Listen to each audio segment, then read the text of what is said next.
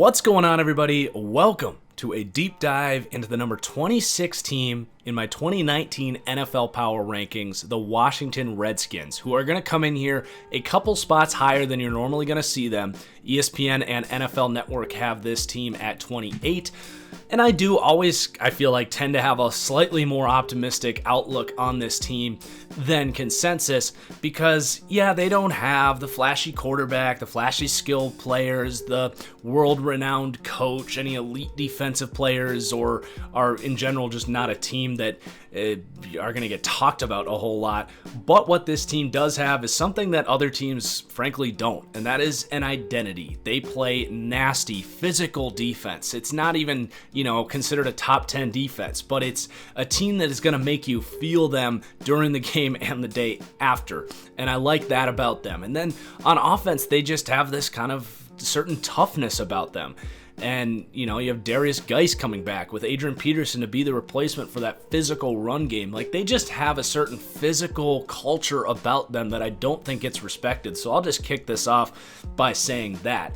But I'm excited to break this team down because, like I said, it's a team that the NFL networks and ESPNs aren't going to spend a lot of time talking about this summer because they're not a flashy team. But that is what I love about this deep dive series, is that we go through teams like this, in depth. So if you enjoy the video, please do hit that like button. It really helps me out. It's the easiest way to share the video and support the channel. And then if you're new to the series here, what we do is we'll continue with a little bit of an intro, and then we're going to go through the roster. We're going to rank each position group, how they stack up against the rest of the league. And while we do that, you'll be looking at my own custom Madden roster. So while it is a video game you're looking at, these are my own ratings, and they do accurately represent how I perceive each player. And it's just a nice little graphic to use as I put these videos together. And then after that, we're going to go through the schedule. We're going to talk about my win total expectations, what their, Vegas over-under is, and what I think the good bet is for this team, and what my overall expectations are for the season for the Redskins. So let's get back to talking about this team. Like I said, they've got a physical nature about them that I really respect. But the thing is, when this team lost Alex Smith, they were really in position and playing well to potentially win this division. So don't forget about that. But when that injury happened, and as news started to kind of come out that this is a really significant injury and that Alex Smith is potentially never going to play again, which has actually held up here as it's looking like Alex Smith will not be back this year. I'm not entirely ruling that out yet, and I don't know all of the details. But as far as I'm concerned, it is not going to be Alex Smith in the future here for Washington, and that just left this kind of gloom and doom feel about them. And frankly, before the draft, I probably would have ranked this team 32nd. It's not like it's a team that made a ton of moves in the offseason outside of bringing in Landon Collins. And this team had a bigger question mark at quarterback than any team in the league. And, they traded for Case Keenum to try and be that Band-Aid, but we all knew that was not going to be an answer. But then the draft happens, and they just totally play the Giants. They tell them, oh, we want Daniel Jones. He's so good. We're going to take him. You better take him at 6. And the Giants actually did it. And then that let Dwayne Haskins fall to them at 15, and now all of a sudden you have this kind of bright, shining star on this organization that I think is going to pump some life back into this team and help them get back to that kind of underdog, punch you in the mouth type of approach, especially given that Dwayne Haskins himself now is coming in with a chip on his shoulder. So let's get into the roster then and start with the quarterback position. And you do have a lot of names to talk about here. As far as I'm concerned, Dwayne Haskins will be the day one starter here. I have a hard time seeing it play out any differently. You have Case Keenum here. You have Colt McCoy here. They're career backups. I don't see them winning the job from Dwayne Haskins. They will have to compete in camp, but I think at the end of the day, this team is going to see the talent in Dwayne Haskins, who is a very unique prospect coming out. You don't see a lot of traditional pocket passers anymore. And Dwayne Haskins, to me, is something like a combination of a Big Ben and Phillip Rivers is kind of how I describe it. He has probably the quickest release, though, that I've ever seen from a college prospect from the pocket. His release is Tom Brady-like, which is really impressive. And he also has a trait that Tom Brady has that few quarterbacks have, and that is, most of these mobile quarterbacks, when they're about to get sacked, they try to extend the play or get rid of the ball with their feet, right? Well, Dwayne Haskins, like Tom Brady actually, has this ability to kind of know where on the field he can dump the ball into the dirt without getting intentional grounding. It's a very unique trait, and I think is very telling about his just general field vision and awareness. So in the short to intermediate passing game, which is where this team, I think, is going to like to operate a lot off of play action as well, you frankly may have upgraded from Alex Smith, because Alex Smith is a very smart player and he's accurate in the short game, but he doesn't have that quick release that Dwayne Haskins is going to, add some value in the screen game to get that ball out so quickly. And also just the general arm talent is much better in Dwayne Haskins. And unlike Alex Smith, I think Dwayne Haskins is a potential franchise quarterback here for this team. So it's going to be really, really fun, I think, to watch Dwayne Haskins come in here with a chip on his shoulder. Now, my knocks on Dwayne Haskins were just his accuracy downfield. He's got pretty good mechanics. He's a smart player, and he's got a nice, arm. So can he be a better deep ball thrower at the next level? History tells us no. And I spent a lot of time talking about how, like Lamar Jackson, I just don't have confidence in him to figure out how to throw an accurate football. Well, in Dwayne Haskins' case, I think his mechanics are a little better, and he just, in general, is a more pocket passing type. So I would give him a better chance than Lamar Jackson to develop in the downfield accuracy department, but it's pretty rare that you actually see a guy develop those instincts to be accurate downfield. So I don't know if he's ever going to be an elite quarterback and develop those deep ball accuracy skills like a Tom Brady has, like Big Ben, like Phillip Rivers. Those guys are all incredibly accurate downfield, and that's what sets them apart as pocket passers from this is an extreme situation, but like the Jamarcus Russells of the world, or a lot of backups in this league. So Haskins, to me, as a rookie, is going to come in around the 26th quarterback. It's tied for 26th. It's hard to say once you get to the bottom here, and we haven't seen him play yet, but that's about where I project him. But I think he could, climb to being considered a top 20 quarterback or so by the end of the year, because I do think he's pretty pro-ready. And then as far as Alex Smith is concerned here, I don't really feel comfortable talking about it because I don't know the medical situation. In an ideal world here for Washington, Alex Smith is healthy, and I doubt he'll ever be as mobile as he was pre-injury. And frankly, if he's not, Dwayne Haskins is probably just a better player already, but sometimes it does, pay off to just let these guys sit for a little bit. So I don't know if it's ideal or likely or would be better or what, but maybe Alex Smith can get healthy, start for, the whole season or the first 5 weeks, and then they turn it over to Dwayne Haskins. But in general, you've got a much more optimistic outlook for the quarterback situation here, and I don't think this team thought they had any chance in hell of landing Dwayne Haskins when they did, and this could turn out to be a gift for this team. So let's move on and talk about the running backs. This is a really, really good running back room, tied for 13th, because they don't necessarily have that elite game-breaking type of running back, but I do like all of the pieces they have here. It starts with Derrius Guice coming back. I thought that was just an amazing pick last year. It was one of my favorites in last year's offseason because a lot of what we're saying about this team's physical nature can be echoed from what I said about them last year, and it was highlighted by the Derrius Guice pick, who's just a badass. Like, that dude is, dare I say, Marshawn Lynch 2.0. And it was a devastating ACL injury, but he should be back ready to go. He's had plenty of time to recover, and I think he is going to offer a certain energy to this team that, they kind of had in Adrian Peterson, but they're going to get it on a more, youthful, exciting level than they got from Adrian Peterson, who is still here, who they brought back on a 2-year deal. Which is fine. AP still has it, and he can still run between the tackles. He's not much of a receiver, never has been, but, between him and Derrius Guice, you got a good power run game here. And then Samaje Perine, I never thought he was all that good. He's never really proved to do much. Chris Thompson is going to be coming back from injury, by the way. I also need to have a little tangent here about how just unlucky this team gets with injuries year after year after year. I think I tweeted this a couple weeks ago that I don't think there's a team in professional sports that gets as just derailed by injuries every single season.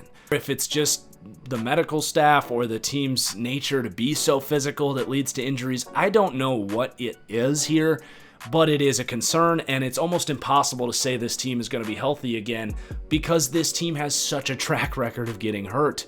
But Chris Thompson, anyway, is coming back from a season-ending injury last year. I'm a big Chris Thompson fan. I think he's one of the 5 best receiving backs in this league when healthy. I don't know if he's going to have the same jitterbug explosiveness as he had pre-injury, but that's why you got Bryce Love here, which I thought was excellent value in the 4th round. Now, he tore his ACL in late December, so the 9-month recovery period, that's going to put him pretty close to being ready around the start of the season. So I think that he probably just doesn't do much in the first half of the year. But if Chris Thompson's lost a step, if he's not producing to what they expect out of that 3rd down back role, maybe halfway through the year we see Bryce Love come in here and show that explosiveness that he once had. I mean, this is a guy that had he come out after his sophomore year, could have been a 1st round pick. He was a guy that a lot of people expected to have a monster season and be a 1st round pick after his junior year. And it just didn't happen for him. He wasn't as good on tape, and then he got hurt, and he ended up falling to the 4th round. But he still has a ton of explosiveness and talent, assuming he can recover. So I like that pick to offer a different element. And I think, it might not happen this year with Geis and Bryce Love because you have Adrian Peterson and Chris Thompson here who will play. But as I look ahead to 2020, I think Darius Geis and Bryce Love is going to be looked at as one of the most dynamic 1-2 punches at the running back position. Now, it's effectively both of their rookie years, and they're both coming off an injury. So I don't know if it's going to happen this year, but I am excited for what this team has at the running back position that comes in tied for 13th. And then at wide receiver, it's not quite as pretty. The first guy you got to talk about here is Josh Doctson, a 1st round pick in 2016. Now, another guy that just kind of hasn't been able to stay healthy, put together consistently, and just hasn't really produced like a 1st round pick. Now, he's shown a lot of flashes, and he's basically the Redskins version of Devontae Parker. And maybe he puts it together here with Dwayne Haskins. I think he is going to be this team's number 1 possession receiver. You do have a ton of depth here, and we'll try to get through it fairly quickly here, and we also got to talk about the tight ends here. So you got Paul Richardson, really nice deep threat. They kind of overpaid him, though, in my opinion, but he can burn. And he had some nice games last year, and he is the best receiver on this team, even if I would say Josh Doctson is the number 1 schematically for this team. And then they draft Terry McLaurin. I was actually much higher on Kelvin Harmon, who they took in the 6th round. So that'll be an interesting dynamic to see play out. I think the Redskins are the type of team that isn't necessarily going to play you because of where you were drafted. I think this is a team that encourages competition, and I think they're also going to really like Kelvin Harmon's physicality. Now, it's also possible, hear this one out, that Kelvin Harmon, a 6th round pick, just beats out Josh Doctson. And it sounds a little crazy. I actually had a higher grade on Kelvin Harmon, who I had a 1st to a 2nd round grade on, than I did on Josh Doctson coming out 2nd to a 3rd. So, the NFL didn't see it that way, but we'll see how that competition plays out. But I could see a situation where Kelvin Harmon and Terry McLaurin, who can definitely burn and does already have chemistry with Dwayne Haskins. So it's hard to imagine him not kind of having a rapport with Haskins in camp and winning out some sort of a starting job here, Terry McLaurin. But I do think between those 4, you're going to get some competition.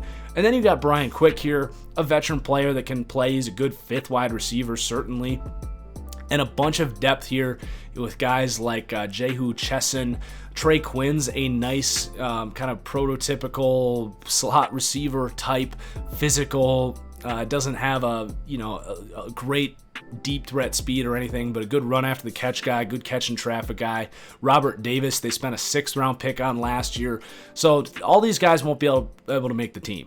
And between Jehu Chesson, who was a physical, high level prospect coming out of Michigan, and Robert Davis, Trey Quinn, it's going to be a competition probably for that 6th spot. They might keep 7 wide receivers here.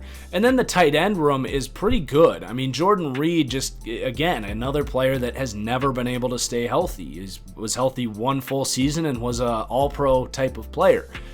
I don't see him getting back to that. He's aging. He's just collected too many injuries. And he actually stayed on the field for the most part last year. He just wasn't the same. And I expect a pretty similar repeat this year. Now, Dwayne Haskins, does he prefer to throw to tight ends when he gets to the NFL? Could that change a little bit? Maybe. I just don't know if he's the same explosive player he once was, and you just got questions on if he can stay on the field, but still a top, 15 tight end or so. And then Vernon Davis is still here and playing at a starting caliber level. He was actually really good 2 years ago, took a step back last year, but he's more than fine as a number 2. You got Jeremy Sprinkle, who they spent a 5th-round pick on here. He's going to be the 3rd tight end here, playing some heavy packages that I think this team's going to want to run. And then there's a drop-off after that. You got a long snapper and J.P. Holtz, so you're about 3 deep there at tight end. As a whole, you don't have that go-to number 1 option. You've got some decent depth across the board. You really got 6 guys that I think are going to make an impact there with the 2 tight ends, Richardson, McLaurin, Doxson, and I think Kelvin Harmon as a 6th-round pick is going to find a way to get on the field because I think he's just a nice big-bodied target who separates pretty well for a slower wide receiver, who I'm really excited to see what he has to offer as a sleeper from that class. But as a whole, it's not a good-looking group. It wasn't last year, and, spending a 3rd and a 6th-round pick on rookie wide receivers isn't necessarily going to shoot that up, especially when you got Jordan Reed and Vernon Davis getting another year older there. So they're going to come in tied for 30th for wide receivers. Like we mentioned earlier in the intro, it's just not a team that has flashy skill players. And then the offensive line, it's very good. It's not as good as it was, say, 2 years ago when we considered this one of the 5 best offensive lines in the NFL. They're going to come in tied for 13th, which is certainly respectable. But Trent Williams is still a very good player, but no longer the best tackle in the NFL. He battles injuries so consistently, and just, God, think about all of the players we're talking about injuries here. If this team could stay healthy over the last 3 years, I think we have a much different opinion about this team because I think they have a lot of talent. But Trent Williams, a damn good player, and even when he plays hurt, he plays at a top 10 level as a tackle, and I still consider him a borderline all-pro type of player who I have a lot of respect for. So don't get me wrong, but he's not that, just dominant force, I think, that he was several years ago when I considered him the best tackle in the NFL. And then at right tackle, you got Morgan Moses, who's a very good player in his own right. Not a freak athlete to the regard of Trent Williams, but you could do a lot worse than Morgan Moses at right tackle. Now, he did have a down year last year and has had much better years in his past, so maybe if this offensive line can stay a little healthier, they can get back to him being, a top 12-ish tackle, which is where he once was.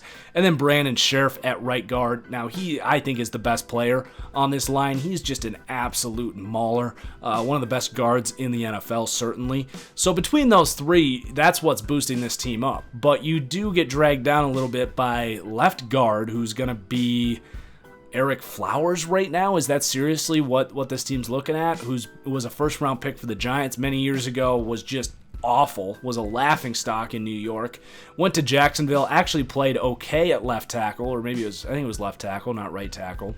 But then Washington signs him, and maybe they can, get something out of him as a guard. He didn't have the footwork to play tackle, but he is a very good athlete, so maybe we get a Greg Robinson-esque career rejuvenation here in Washington. That seems doubtful, but I would say that's possible. They did spend a couple mid-round picks on the interior here, which was very smart because it is a weakness, like we've mentioned. Chase Roullier is the center right now, who's just a low-end starter, I guess. He's fine. But they draft Wes Martin in the 4th round. I didn't have much on him in the pre-draft, but a decent amount of hype about him as a really good run blocker. And then Ross Pierschbacher, who was like a 4-year starter at center for Alabama. So I think those two as rookies are going to come in here and compete for the center position. Wes Martin has experience as a center as well, and for the guard position. Because at guard, I really don't know who's going to play. And maybe you kick like Jaron Christian, who was a 3rd-round pick last year, inside, but I think that'd be a mistake because I like his developmental upside to be the long-term replacement for Trent Williams.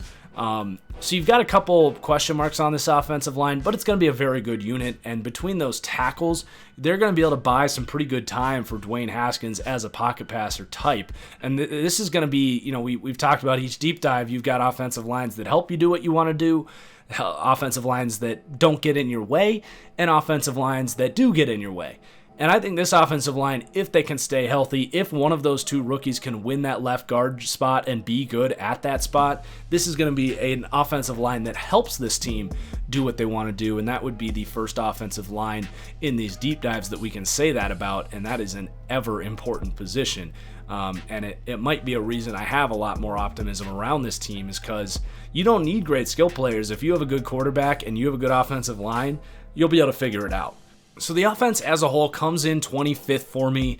It's an offense that I can respect. I think it's going to take care of the football just like they did under Alex Smith. Now with Dwayne Haskins, I think they're going to run the ball pretty effectively with a good offensive line with Darius Geis, AP, and then have some nice combinations of receivers, whether it be Chris Thompson out of the backfield, Jordan Reed moving the sticks, Terry McLaurin and Kelvin Harmon come in as rookies to increase the depth here at wide receiver, the deep threat in Paul Richardson, and maybe Josh Doxson emerges. Like, they're going to be able to spread the ball around a little bit, look effective at times, but it's never going to be an explosive offense in my opinion, especially when you factor in how I don't consider Dwayne Haskins to come in and be some elite downfield thrower. I hope he proves me wrong. I'm definitely rooting for Dwayne Haskins. I just don't think it's going to be there, especially as a rookie after what we saw in college. But I do think a 25th ranking offensively is respectable, just looking at the players on this offense outside of the offensive line. And then I do need to talk about Jay Gruden, who I think gets a bad rap. This is a guy that developed Sean McVay, developed Kyle Shanahan, and led a team with Kirk Cousins, Deshaun Jackson, and Pierre Garçon to being arguably the best offense in the NFL one year, and had Kirk Cousins looking like an MVP candidate. Now, obviously, Sean McVay and Kyle Shanahan are smart guys. I'm not saying Jay Gruden is the reason those guys are good coaches, but he did help instigate a lot of that stuff as the offensive coordinator effectively for this team. And, I've seen some coaching rankings putting him in the bottom 5, saying he's on the hot seat. I think he's been given a really tough beat here in terms of injuries. But I have a lot of respect for Jay Gruden. I think he's a solid head coach. I don't think he's some elite coach. But as far as the offensive coaching and culture goes here, I do rank them 19th because I think Jay Gruden is going to come up with a pretty good plan here for this team. So then flipping over to the defensive side of the ball, and it's an exciting group to talk about because there's a lot of parts of this defense that I think fly under the radar with this kind of tenacious front seven, the physical nature of the guys in the secondary here. And like I said, even though they might not rank very high, they have some holes on this defense that I think are going to get exposed throughout the year. They are going to be a tough defense. I think a defense that's going to turn the ball over quite a bit as well. So let's start with the run defense and the interior defensive line that to me is the identity and strength of this entire team. So they are going to rank tied for 5th in terms of run defense. You got Daron Payne, Jonathan Allen. We went them for the thumbnails for this team because I really do think the entire defense starts with those two up front. Both a couple of first-round picks out of Alabama. This really is the Washington Crimson Tide. If they need to change their name from the Redskins for political reasons, you might as well just go with the Crimson Tide. It even matches their color scheme. They've got so many players from Alabama on this team. But I love that 1-2 punch. I expect those two to take a step up this year and really emerge as an elite 1-2 punch. But it really is a 1-2-3 punch here with Matt Ioannidis. Now, 2019, you're not really running base defense a whole lot, and these guys are going to have to rotate a lot to stay on the field in their nickel packages. But Matt Ioannidis, a total breakout year, matches everything we're saying about this team. Just a hard-nosed, blue-collar type of player. Really made an impact as a pass rusher as well last year. But this is one of the, 5 to 10 best interior defensive lines in the league. Then you got Tim Settle, a 5th-round pick who didn't get on the field till late last year, but I liked him coming out of Virginia Tech as a kind of quick nose tackle type. Remind me a little bit of like B.J. Raji with his quickness. And then you got Caleb Brantley, a troubled off-field, high-caliber athlete. Not going to expect a whole lot here, but you could do worse as your 5th interior defensive lineman. And then no one really worth mentioning after that. I don't have any strong opinions about JoJo Wicker. And then the run defense is also going to get boosted here. It obviously mostly surrounds around the interior defensive line, but you got Mason Foster. He's a good run defending linebacker, but more importantly, Landon Collins in the secondary. He might have his questions in coverage, but he is a dominant force in terms of run defense. He's a rare boost to a run defense grade for a secondary player, and you can really say the same thing about Josh Norman, who might not have elite cover skills anymore, but is a total playmaker and has great ability to play the run, has that, Peanut Tillman ability to just rip balls out and create turnovers that way. So I like what you got in the secondary to help stop the run here as well. But again, run defense not having a lot of weight in my power rankings because of a high weekly variance, the ability consistently of supposedly poor run defense teams to play the run very well certain weeks, and just being the 5th run defense, even though it might look better on paper, in reality, just the stats, the analytics will tell you the difference between the 5th best run defense and the 26th is pretty marginal. So that's why we don't put a lot of weight in run defense, but it does play into everything we've said about them with the physical nature of this team. And then we got to talk about the pass rush, which is much more important. And they're going to come in tied for 14th for pass rush. And it all starts with Ryan Kerrigan, who has been a very underrated pass rusher for his career. I mean, the guy has had double-digit sack season for the last 5 years, has been a consistent number 1 pass rusher for this team, and even in his first 3 seasons, he had 9 sacks in each year. Now, he took a slight step down last year, but was still very good. I would project him to have even a little more regression here as a 31-year-old player. It's just, Father Time is undefeated, but he's still I would say, a low-end number 1 pass rusher for this team. Maybe he proves us wrong and at 31 years old, gets back to that elite self that he once had. And then I think you credit the interior 3 guys that we already mentioned as your 2nd, 3rd, and 4th best pass rushers. They're going to have a really good power rush on the inside, rotating those guys around.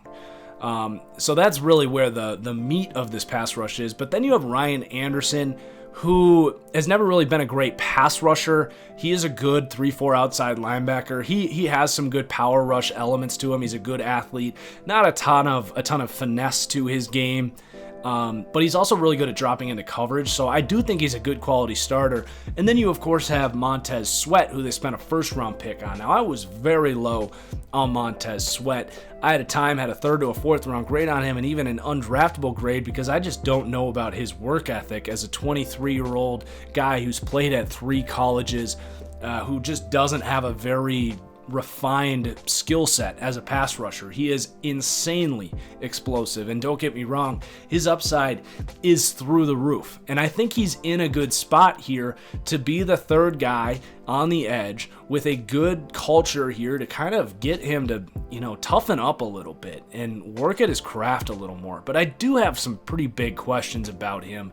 I think it was a good pick to get him at 26 on this team. I think it's a pretty solid pick. I wasn't drooling about it, but I did think it was solid, especially when you look at the age of Ryan Kerrigan. I don't consider Ryan Anderson to be, some number 1 pass rusher. So to get that upside at 26 in the draft was very nice.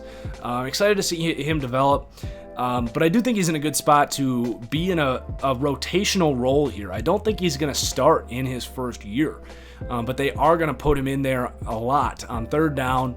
Maybe take Ryan Anderson off the field and put Sweat in, or have some kind of hybrid packages. Who knows? But you do have the rotational pieces here to get him in matchups that are going to benefit him and limit what he has to do.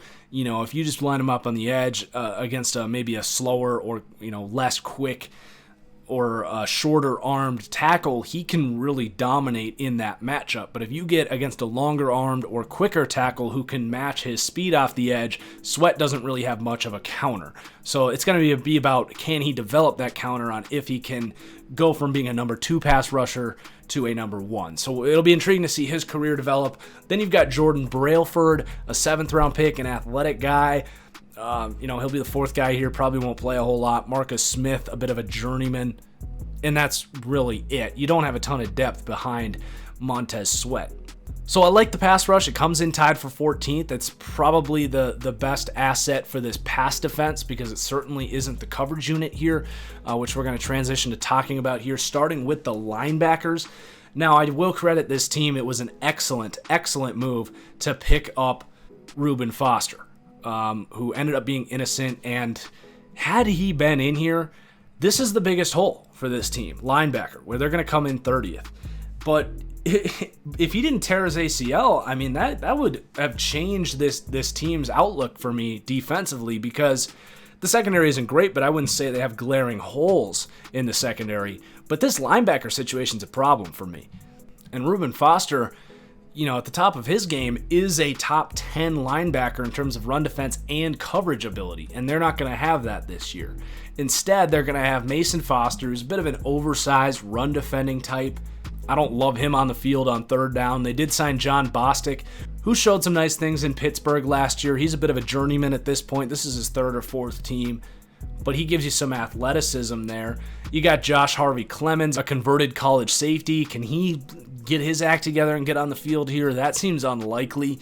Probably just a special teamer for the rest of his career, but maybe he proves me wrong.